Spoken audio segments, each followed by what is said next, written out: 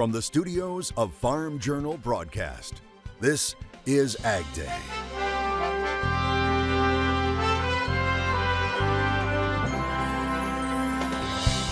How's harvest going? It depends on who you ask.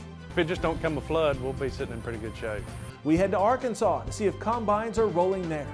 How do you lower your input costs without losing yield?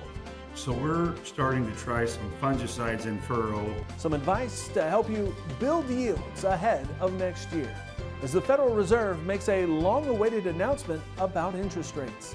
Today, the Federal Open Market Committee decided to reduce the degree of policy restraint by lowering our policy interest rate by a half percentage point.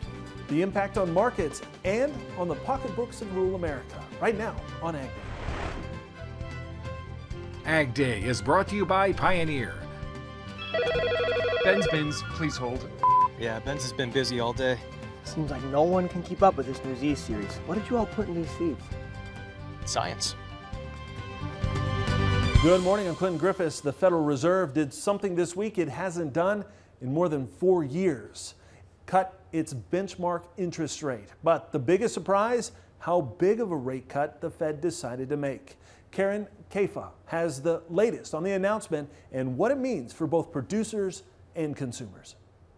The Federal Open Market Committee decided to reduce the degree of policy restraint by lowering our policy interest rate by a half percentage point. A pivotal moment in the Federal Reserve's battle against post-pandemic inflation and for U.S. consumers squeezed by both higher prices and higher interest rates. The Fed starting to peel its key interest rate off of a 23-year high, setting the wheels in motion for consumers to eventually see relief on debt payments from credit cards to auto loans to mortgages.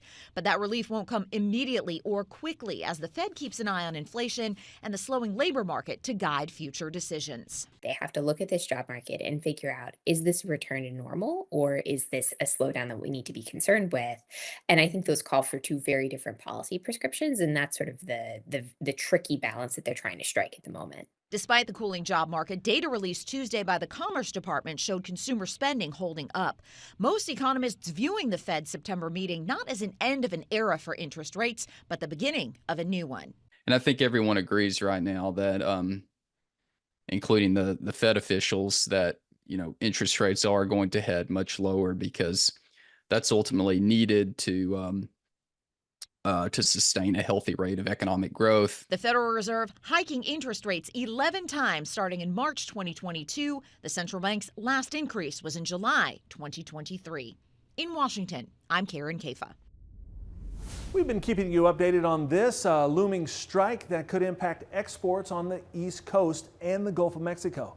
It involves the labor contract with the International Longshoremen's Association. Now, the union representing the workers warning an October 1st strike seems more likely as time is running out. The union represents 45,000 dock workers, but reports are that negotiations over a new labor contract have stalled. The main sticking points include wage increases and limits on port automation. Experts say a strike could disrupt about $3.7 billion worth of trade per day. It could impact meat exports, with 45% of pork exports move by water going through the Gulf and East Coast. For beef, it's about 30%. And work continues at a key port for ag equipment trade. The Maryland Transportation Authority says demolition on the Francis Scott Key Bridge is set to begin. It's also starting the design process for a new bridge. You'll remember the bridge collapsed back in March after a ship hit a key support pylon. The authority hopes to finish the demolition later this year and have a new bridge in place by 2028. Avian flu has been confirmed in more California dairies. The California Department of Food and Agriculture reporting 5 new Central Valley dairies were confirmed to have H5N1 in the state, with 2 more presumptive positive cases pending, bringing the total in the state to 10 livestock herds infected. The virus in cattle is now confirmed in 14 states, with 208 herds across the country impacted. Flash flooding is an issue in Montana, while other areas of the Midwest could finally see some much-needed rain. Meteorologist Matt Engelbrecht has an update. Yeah, the precipitation forecast over the next 24 hours showing a max back where we were talking about, which is Minnesota into Wisconsin as well as into Iowa. Now, what we have going on in the situation is a ridge of high pressure and a cold front coming through, and that high pressure isn't going to move anywhere.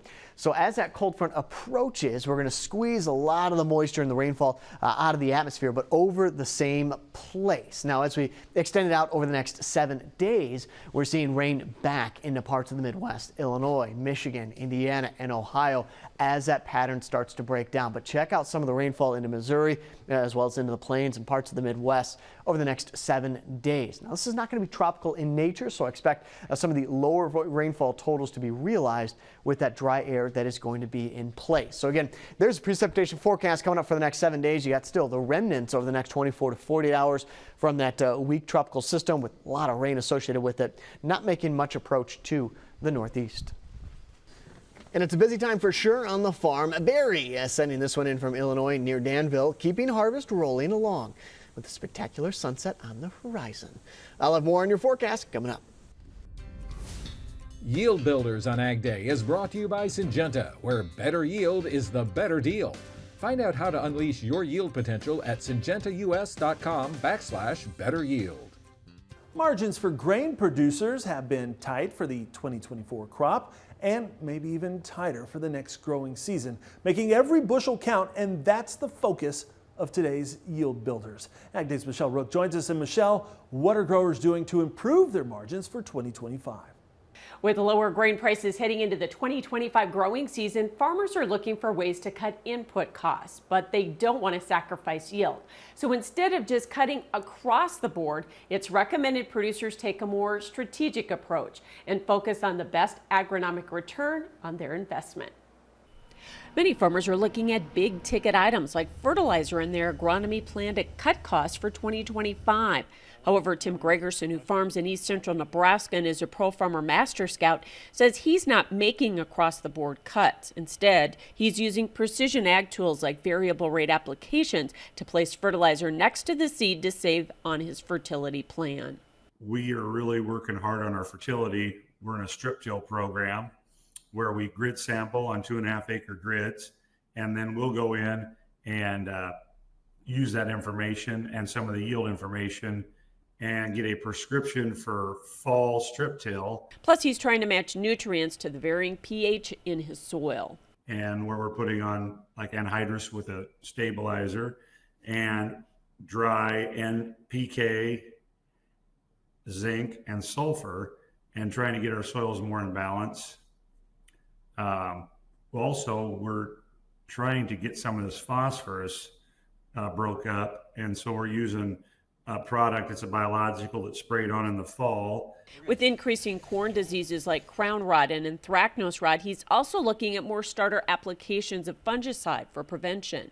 So we're starting to try some fungicides in furrow. We've had programs where we've used fungicide on post-emerge herbicide practices on corn, and also at VT tassel with an aerial application over the top of fungicide for plant health on the outside of the plant that we can see. He says this provides more season-long protection to prevent disease, improve plant health, and protect yield. I'm Michelle Rook reporting for Ag Day. All right, thanks, Michelle. And coming up next, Michelle will have more on how the market reacted following that federal interest rate cut. And later, we head to Arkansas, where one producer says soybean harvest is running behind, but he's finding success in another aspect of farming in the country.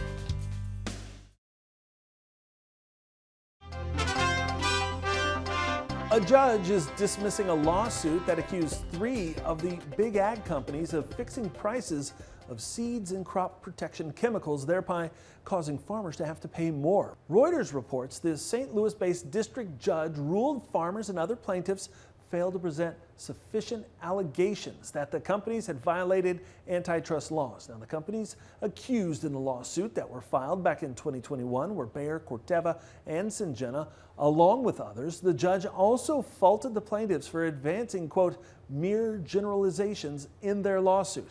All the defendants have denied any wrongdoing. Bayer saying in a statement that the crop input market is, quote, competitive, fair, and diverse. How much did the interest rate announcement play in commodity markets on Tuesday? Agday's Michelle Rook is back with the answer in Markets Now. Well, grains ending mixed on Wednesday, but we also had the big Fed announcement that came out at 1 o'clock. And Darren Fry with Water Street Solutions is joining us. Darren, let's talk about the Fed. They cut the rate 0.5% on interest like we expected. Are we expecting more cuts, though, as we go through the end of the year? That's the big thing now, right? Yeah, I would say that maybe they will cut again. You know, it was like 50-50 on whether we're going to get 25 or 50 basis points. The market was leaning a little bit heavier toward 50 basis points, and that's what we got. But, you know, if you go back 3 or 4 weeks, the stock market's been asking for multiple cuts of 25 basis points.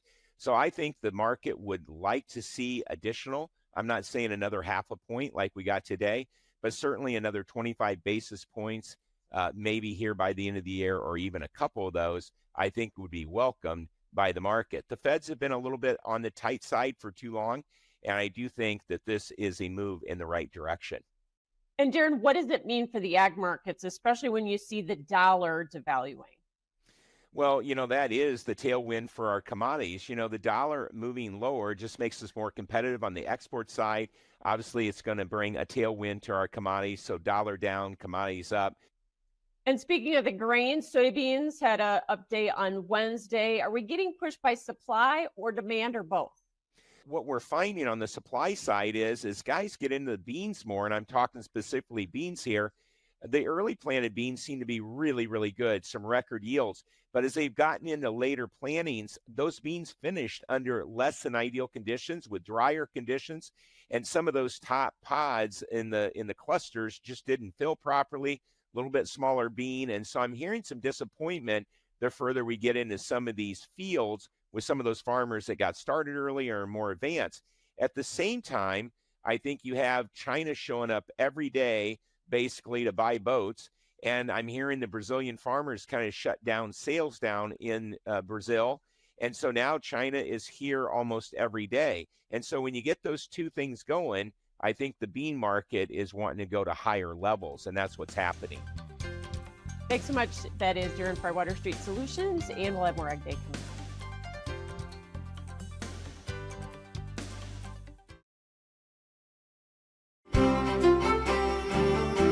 Well, we talked earlier, remember that ridge of high pressure that's been dominating the Midwest the last couple of weeks. So you'll start to see that low pressure system and attached cold front work to the east. And as it does, that's where we kind of get those two things squeezing each other, is the ridge here, the trough here, kind of squeezing out some of that moisture coming up late Thursday night into early Friday morning. That cold front's going to try to advance early Friday morning, a little bit into the afternoon with light showers possible, but a lot of this is going to have a tough time reaching the ground as the air is still very dry. So is the ground over some of those locations. And back off towards the east coast, that tropical system, that's moving out. This cold front's going to try to come through, but another ridge starting to develop back down here to the south. Now, this is on Friday at 10 p.m.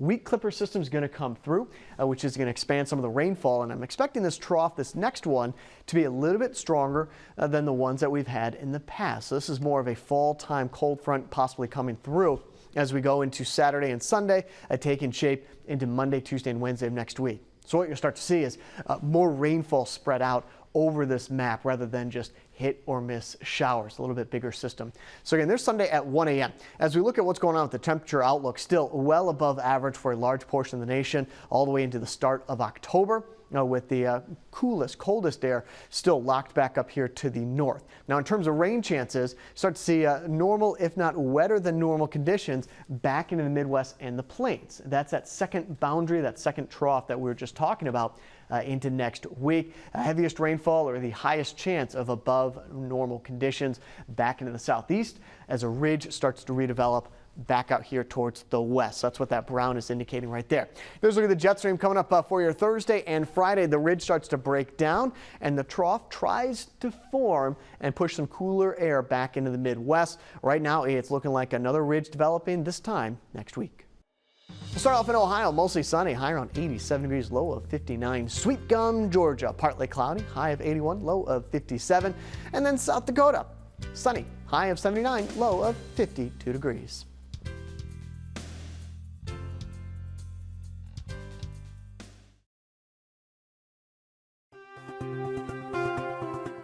U.S. Meat Export Federation traveled recently to Japan, taking along a group of U.S. livestock producers and experts. Now, one of the visits included a trip to a Japanese Wagyu beef farm. They also learned the importance of adding value to other cuts of U.S. meat. The value of the corn fed in the United States is adding value to our carcasses, as we've seen over here that their emphasis from us is really U.S.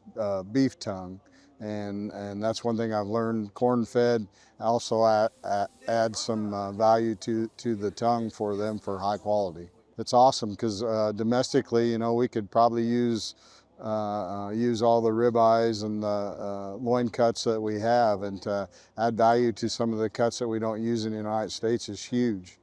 It's very huge. And another part of the high quality that they look for is because of our safety and our U.S. plants. They really want that. Participants also got to hear about the growth of barbecue in Japan, which they said American producers should see as an opportunity to supply more beef to that Japanese market. Investigators have arrested 4 men in connection with what they're calling Operation Beef Bandit. Police say the 4 men are all from Philadelphia. They were arrested in New Jersey. Police say they've been looking into an organized criminal crew they believe is responsible for a series of 9 burglaries at service areas along the New Jersey Turnpike. They say the suspects were targeting tractor trailers overnight while the drivers were sleeping. The men are accused of breaking into the parked trailers and stealing high-value goods such as meat, alcohol, and seafood. Investigators are now looking into whether the crew is also responsible for similar thefts in the area, including Philadelphia. The men are facing numerous charges, including receiving stolen property, possession of burglar tools, conspiracy to commit cargo theft, and criminal mischief. All 4 men are being held in jail pending a detention hearing. Combines are rolling across the country right now, but they've been running a little slower on one Arkansas farm. We get an update on the reasons why next in the country. Drover's Report on Ag Day is brought to you by Safeguard. Choose Safeguard when you deworm your cattle to take out resistant parasites like brown stomach worm, Cooperia, Nematodyrus, and others. Consult your veterinarian for the diagnosis and treatment of parasitism. Then bite back at safeguardworks.com.